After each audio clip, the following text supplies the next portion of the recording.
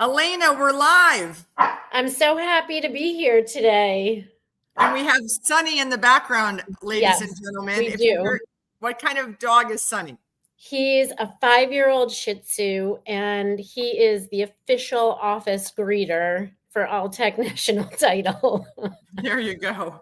So before we get started and have the audience meet you and learn all about you and your investment journey, I wanted to tell the audience, for those that might be new to the podcast, why we're doing this. So in right before COVID, I found out, Elena, that of all of the investors in commercial real estate, only 3% are women. And of that 3% that are investors, 50% of those are inherited or spouses of men who sign on guarantees. And so that means I'm part of 1.5%, which I think is deplorable.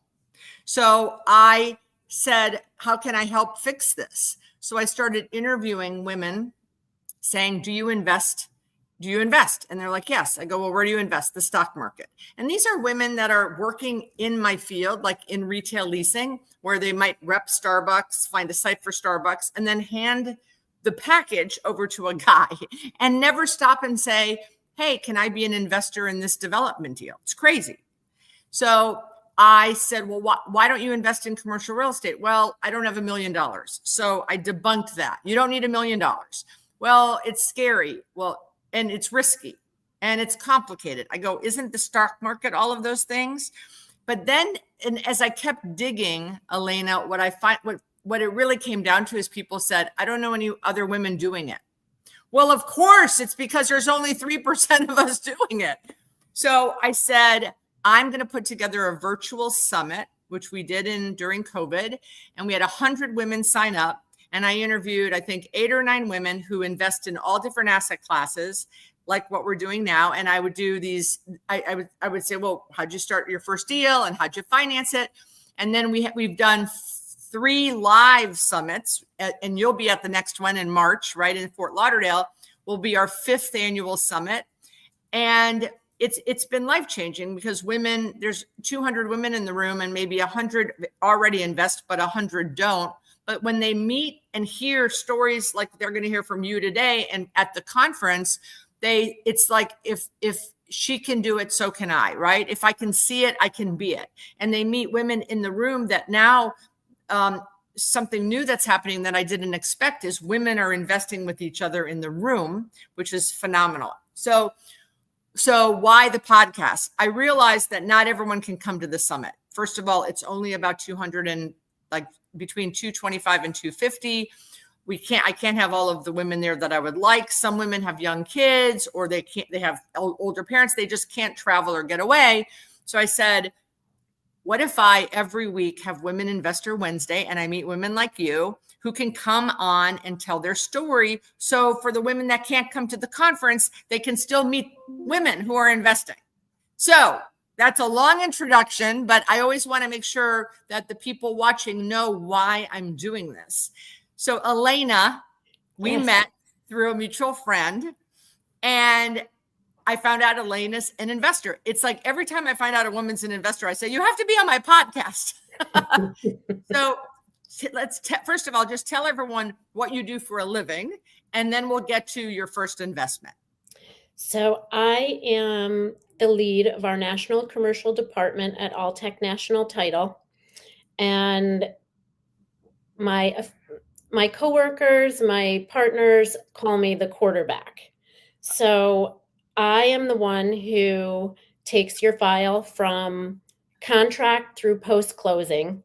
I do everything in between, and we focus on a very boutique concierge style, interaction with our clients and the services that we provide. And what we aim to do is make sure that we free up the time that our clients, our investors, our buyers and sellers have to work on other deals while they trust us with getting their file closed efficiently, quickly, successfully, and without issue. So that's where the term quarterback came from. I love that. And yeah, Alltech National Title is licensed in 38 states. We have partnerships with other um, title companies, settlement companies in the remaining states so that we can close deals nationwide. And, we really focus on like innovation. Our platform is secure, it's leading technology, it's very user friendly, and the parties to the transactions can like have real time information through this platform. We we have a very big support staff and teams of processors and title clearing departments who help me get the job done for the clients. um, we really focus on education so that everyone is up to speed with what's going on in the industry, and what are the challenges that people are facing, and we take that information and we share it with our clients and our agents, our brokers, and like we elevate from within. And that's one of the greatest things about our company. Everyone is so like-minded in that we're ambitious and driven, and we understand the importance of teamwork. And so when we see somebody doing a really great job at what they're already doing, we gather their feedback and their goals, their own professional goals, and we try and elevate them so that they can get to the next level. And that's really how we're I all hope the here. next level is investing in commercial real estate. Yes, Do you know if yes, any of your teammates are also investors like you and I are? they are. Yes.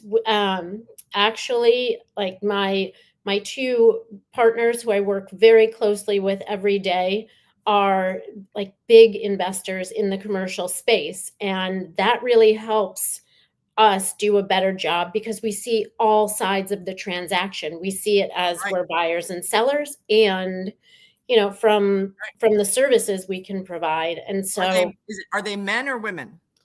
both are men. Okay. How about any women? Any women in your organization other than you invest? um Probably on a smaller scale. Well, it's okay. But We all start somewhere, right? yeah, you have to start somewhere. It's with the first deal. That's what we want to start with. So share with our audience the first deal. What was it? Resi? Was it commercial? My What? first deal was a residential purchase. It was a home in a suburban location in the Chicago area, and it was a foreclosure. And so, I had all the real estate experience, but I had no investing experience. And it was kind of at a time in my life where, you want to start to branch out a little bit and set up for retirement. And so I, How did I you was find it? How did you find it? Did a broker bring it to you, or did you have foreclosure lists you were getting? so I was just I was scouring foreclosure listings, Got it. and it was in an area that I thought had a lot of potential, and the price was right. And How much was so it? How much was it? it was $251,000. Okay. Um, And and did you have to buy it all cash or could you finance it? so that property, I took a small mortgage and I put down a large down payment. And one of the reasons I took the mortgage was because I wanted to, start to build a better, investor credit history. Right.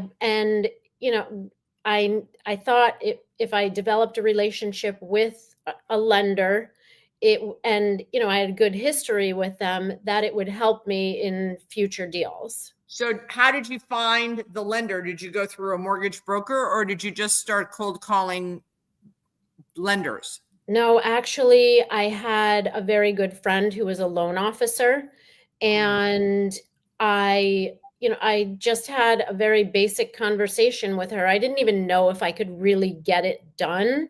Right. Well, And that's how all women literally all on all of these podcasts they go. And I didn't think I was going to get it.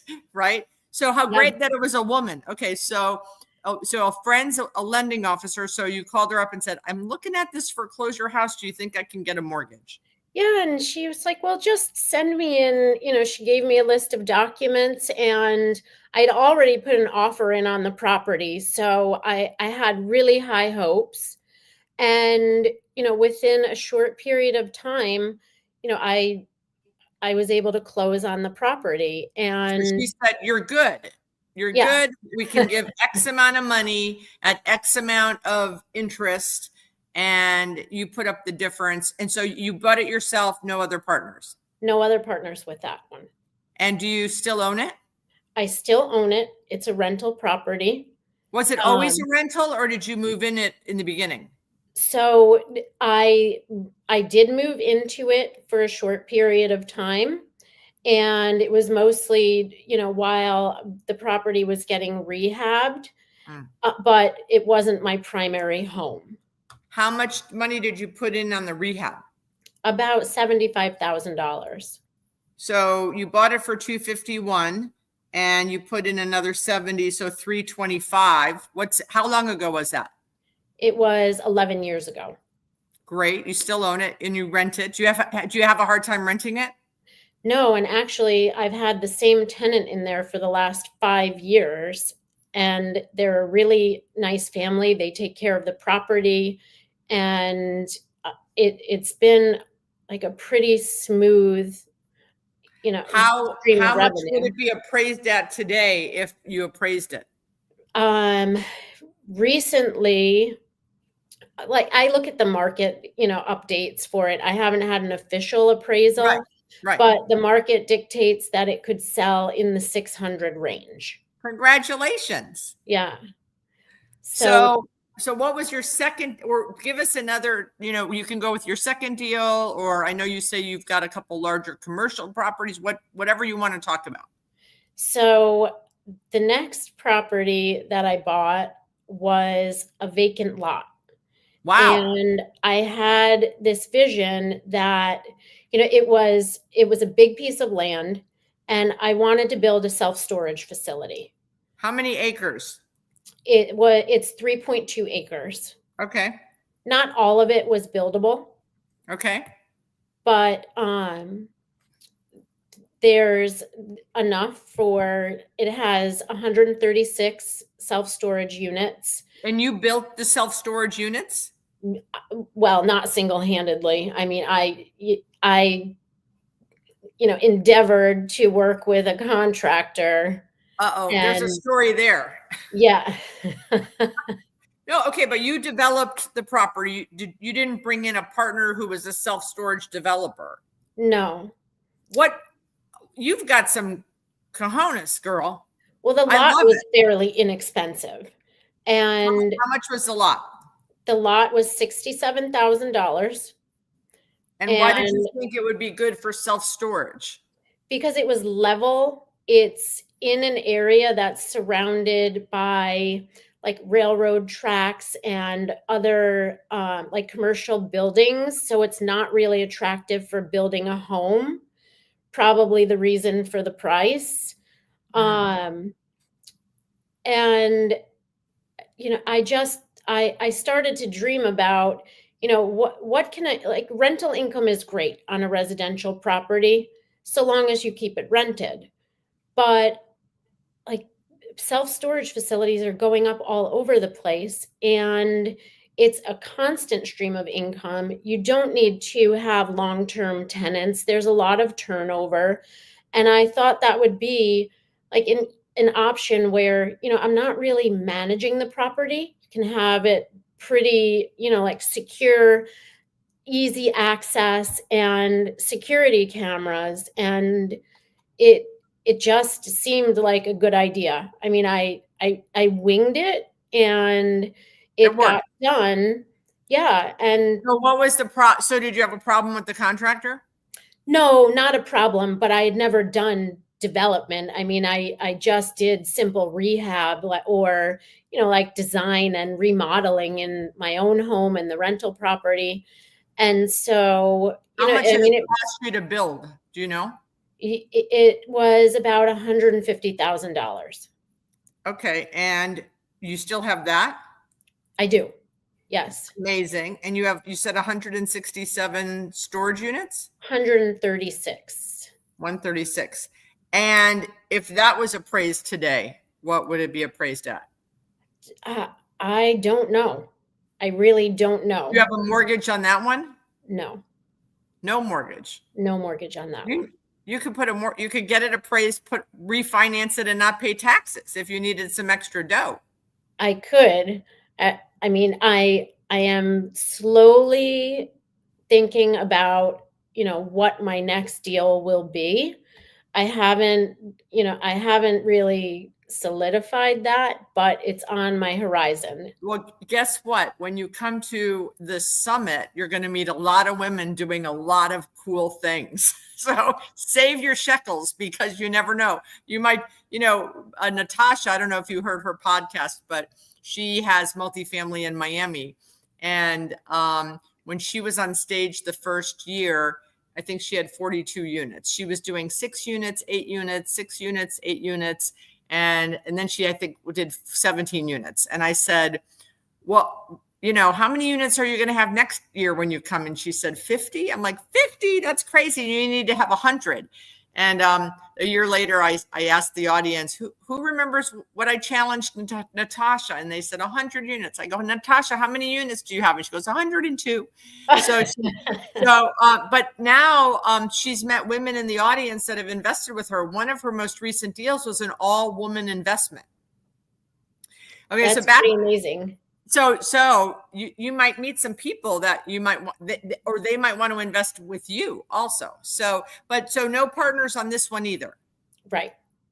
Amazing. Okay. So, and no mortgage. Did you say yes, a mortgage or no mortgage? No mortgage. No mortgage. Amazing. No, so awesome. What was a lesson learned? It couldn't have been so smooth sailing.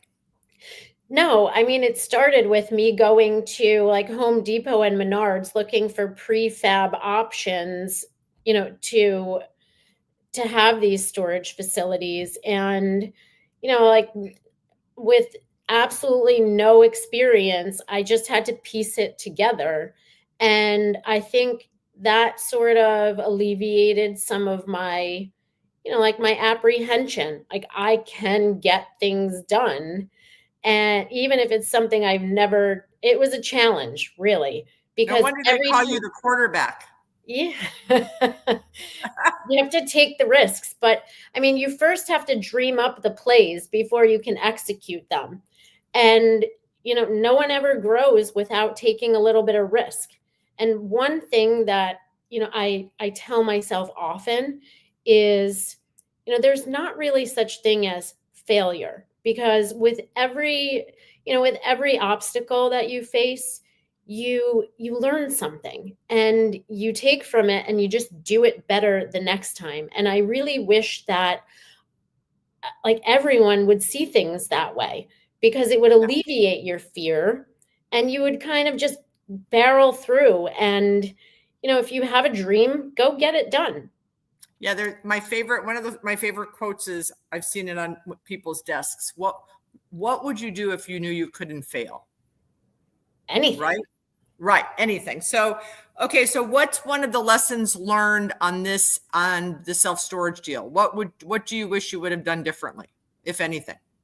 I probably would have incorporated some people who had experience with ground up development, because it would have lessened the time that I was spending trying to figure it all out. And you can have a great architect and contractors, but you still have to know everything behind the scenes. You have to know, like, am I getting taken advantage of? Am I doing this the right way? Could I have, gotten permits faster? Right. So that's something that I took away from the project. And when did you do that? How long ago? That was 9 years ago. Amazing. Okay. So What was your most recent deal? My most recent deal was about 5 years ago, 5 or 6. And this is actually a really crazy story. Love that. Um, Tell us. it was an old quarry, and there were a lot of, well, let me backtrack because you need a little bit of the history. I was doing a real estate closing like an hour and a half away from Chicago. And I wanted to stop for a cup of coffee. And there was this older man sitting by himself. And I just stood next to him at the counter. And I sat there having my coffee and we just started chatting. And, I told him a little about what I was doing. And he owned this quarry and it was no longer active, but he wanted to do something else with the property. And he had like all of these like drawings and elevations. And it's like, have you ever considered building a truck parking facility? I'm like, no, haven't ever considered that. But I got talking to him and we kept in touch. And I really didn't think, maybe I thought, like maybe he's just a good person to know. Maybe he's a friendly face when I'm in the area and I stop for a cup of coffee. But ultimately, we developed this friendship and he sold me the land and he helped me develop the property.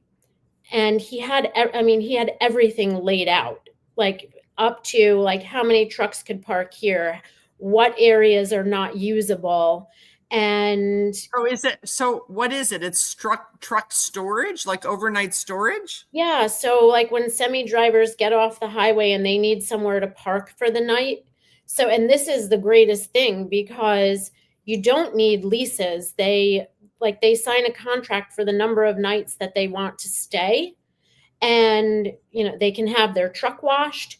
There's facilities for them to like shower, and it's So you built like a station, like is there gas and food too, like a convenience store and a gas station, or no? there's a contracted repair service on Yeah. site, Uh-huh. but it's not a fuel station. Got it.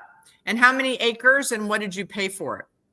That usable acres or like total acres. Well, both. So it's about 35 acres, but only about 14 were usable. And like a lot of it is wasted space because Right. you need um turnaround points for the Right. trucks and ingress How egress. much did he sell it to you for? He sold it to me for $200,000, and And then the development was quite expensive. it was Yeah. because you had to pack down. Oh, it was a quarry. So you Yeah. Well, so it was the usable space is actually what surrounds, the right. like the valley. So how much did you have to put into it to get it ready for it to be a truck overnight storage? We put in, so for this property, I didn't do it alone. I couldn't do it alone. The total rehab cost was about 1.3 million. And so did you Or keep him in as a partner? he takes a residual Got it. from our monthly P&L. And okay, so he's kind of a partner. And how many other partners did you bring in? 2. And And one we bought out, so now okay, there are just 2 of us left. and is it just a pari passu partnership, or do you get like a promote because you're running the deal? I actually don't run it. There's a company in place who Oh, runs it. great. And so, I'm owner but not operator. Got it. So you guys get your ROI on the investment. Is it successful? It is. And it goes in phases depending on, how much traffic runs through. Right. but it has been successful. We've been able to pay off the loans and still generate a profit. So did you get multiple loans? We had like friends and family money, Okay. and bank loans. So you got a bank loan to so the 200,000, did you get a loan at that point or no, you paid that cash? The the acquisition was cash, but the development was You needed loan. friends and family and bank loans. Yeah.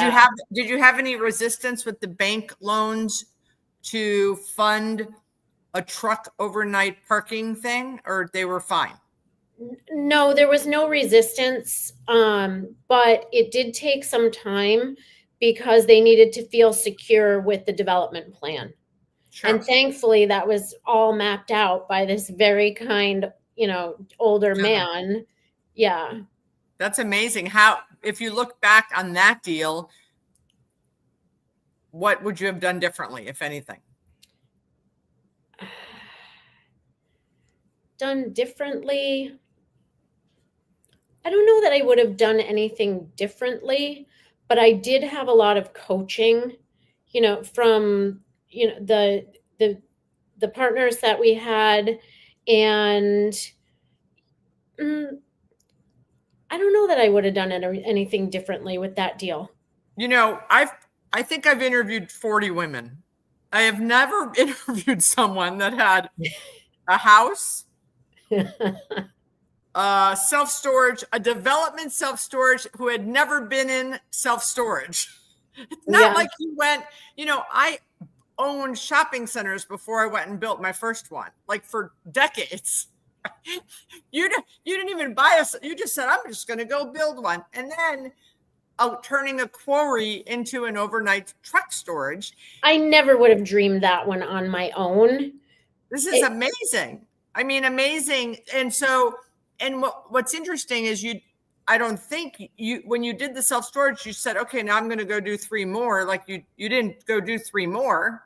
No, I'm like slow to grow, I guess you could say. I focus a lot of time on my Business. actual Yep. job, Yeah. and I just, I only wanted to secure my future, my retirement, and what gives you residual income. So, Well, of course, right? So, yeah. well, that's obviously the name of the game. So we like to try to keep these around 30 minutes. So we're coming up to that. So if you had one piece of advice for women that have jobs like you and I do, but maybe have some shekels put aside and have an idea, like they might be looking at a 3-acre site thinking, I could build a self-storage. Not many women are thinking that, by the way. This is unique. And you have courage, which is a lot of times women, are fearful. And I'm trying to motivate and inspire them so that they get more courage, because they might have a good idea. So what would be your piece of advice for that woman that hasn't dipped her toe in yet? Talk to the people in your network. You have to, if you don't get the word out, you're not going to be able to figure out a way to get it done on your own. I mean, you might, but with all the challenges. When you talk to your network, I mean, think about it. People love to talk about themselves. So they're so willing to like guide you and teach you and give you suggestions, and you filter that, and you take what you need from it, and you just become hyper focused on your end goal. And don't be afraid. That's my other big piece of advice. You will get it done. You just have to take that first step. I love that. What do you think you're going to be investing in next? Do you have an idea? Do you just focus on a market? Or do you think, oh, multifamily? Like what's in your brain about a future investment? So I've been toying with the idea of a franchise, but I'm not quite sure yet. That's something so new, and I have zero experience. And you're talking about like a franchise that would have a location somewhere. Yeah, and I Okay, mean, well, I've dealt with hundreds of them in my career, and very few are successful. It's not that the entrepreneurs don't work hard. It's just that, you know, it's hard. And the franchise, a lot of times that there's just things that are said that are, you've got to really, really do your homework and interview all of the other franchisees and say, what is the real scoop here? yeah. Well, I'll look forward to hearing the stories of the other women at the summit and learning from them. And Absolutely. who knows what the future holds. I'm excited that you'll be there. Thank you so much for being on Women Investor Wednesday Live. You did great. Thank you, Beth. It's been my pleasure. I'm really grateful that we got to spend some time together, and I will see you very soon. See you in March, and happy holidays. Happy holidays. Take care. Bye-bye. Bye.